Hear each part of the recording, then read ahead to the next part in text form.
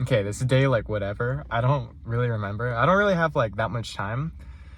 Hence why I'm in a car, in a car recording. I want to say yesterday's video, which was repost of my response to Sailing with Phoenix's giveaway about his giveaway of his boat. I have had like the most support I've ever had for any kind of, or anything I've ever had ever. It's the most support I've ever had. Like it's insane. It's so heartwarming to me. It's so wholesome. It's so nice to have people who support you. Fortunately, a couple years back, I didn't really have anywhere near the amount of support that I have now. I actually had I probably had like less than 1% of the support that I have now.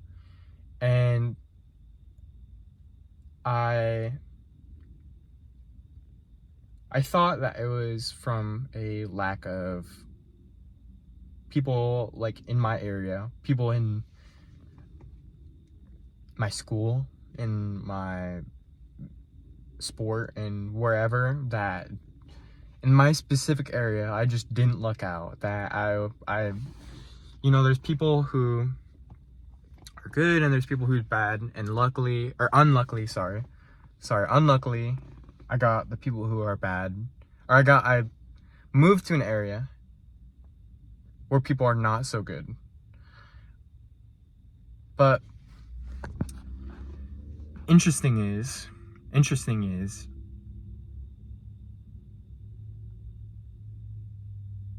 I found so many people who were good around me, who were so. And in tomorrow's video, I want to expand on what even is what defines a good person, because that's such a deep faceted thing. Like, you can't just say a good person who does good things. But man, I met so many great people in the past few years, and looking back, they're always there. To be honest, I wasn't that good of a person myself, and you can never judge an area. There's a very common saying around that, like, romance in Gen Z is dead, or something like that. But that's was bullshit. Like, you and I know that it's not true at all. Well, there may be some truth to it, but it's not totally true. I mean, the fact that somebody is being consciously aware of the fact that romance is dying in some way, the fact that people are aware of that, and that they understand it's bad. They understand it's better to be a romantic kind of person.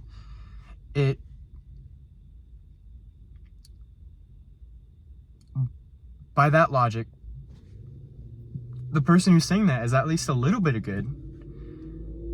And the fact that, of course, as many people who like those videos means that all those people are probably have some good in them too. And so what I realize is everybody's good and everybody's bad. Nobody's all good or all bad. Yeah, I know that you guys already know that. But what I realized is people act the exact same way that you treat them. Big surprise, I know. Obviously. But it was this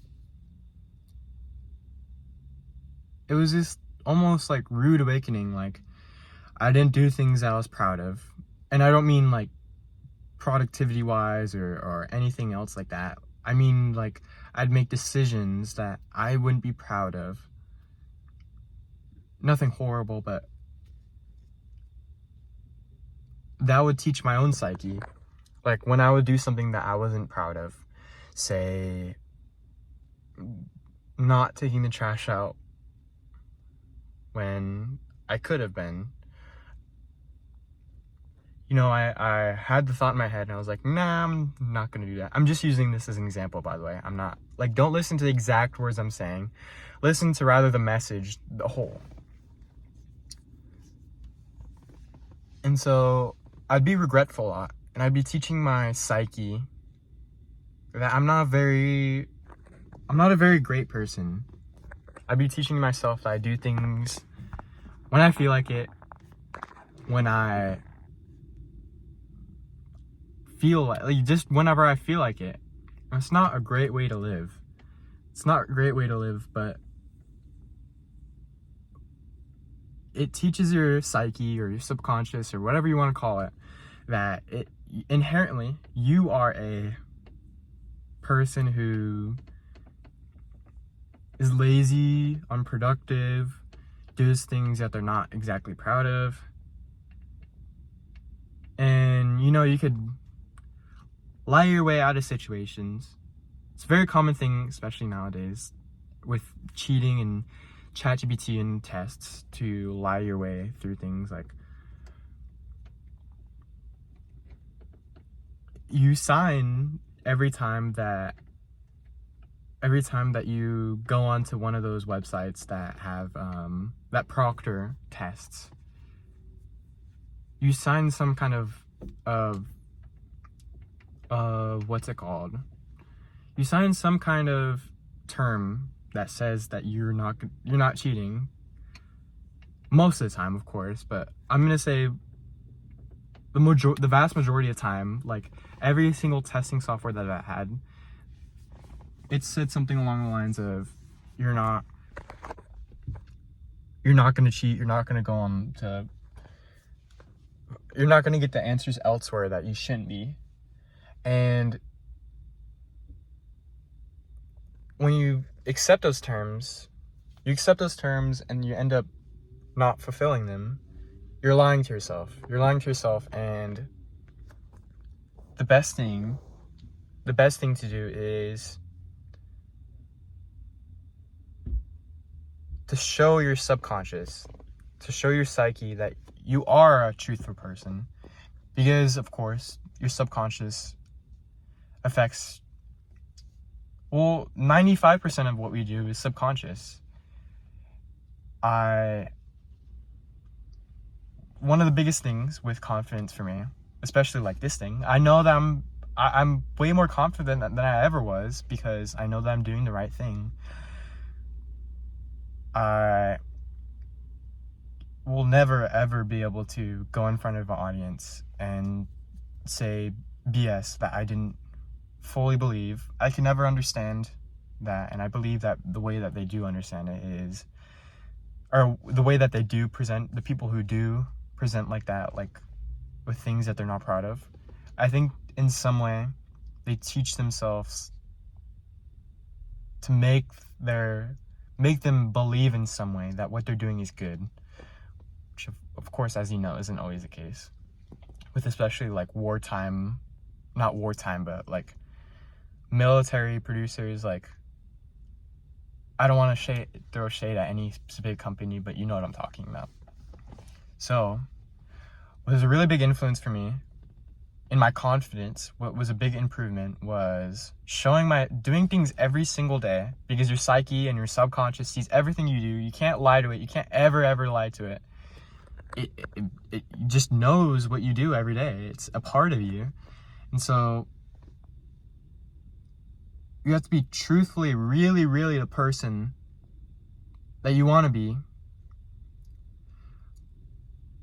It's kind of like a positive feedback loop. Like, tell yourself that you're a good person, and then do things as a good person, and that will make you think that you're more of a good person, and that will make you do more good things as a person. It's a positive feedback loop. Whenever there's a positive feedback loop, whenever there's a positive feedback loop like that, just start in some way, and eventually you just keep going and going, like a car engine starter. Like, it's gonna have to be started some way. So start now. Start in some way, and just do things that you'd be proud of. That's the number one thing that I've been saying in this channel, honestly, and I still think that you should do that. Do things that you're proud of, and good things will always come to your way, because it teaches you. It's not just some like law of the universe. It's a real thing that when you do things that you're proud of, your subconscious knows that, and 95% of what you do is subconscious. It's habitual. When you do that much, when that much is controlled by your subconscious, you want your subconscious to be like, to treat you well. Like, you're gonna treat, okay, think of this way, like if you have a roommate who you see as a liar, a cheat, a fraud, you're not gonna treat him as well. You're not gonna take things as serious with him. But if your neighbor, or sorry, not your neighbor, if your roommate is an honest, truthful, loving person who does the hard work, especially when he feels like it, you're gonna always want to do favors for him. It's always gonna be this kind of positive feedback loop. So just start somewhere. Start somewhere. Doesn't matter where, just start somewhere. That's it for today. Ciao.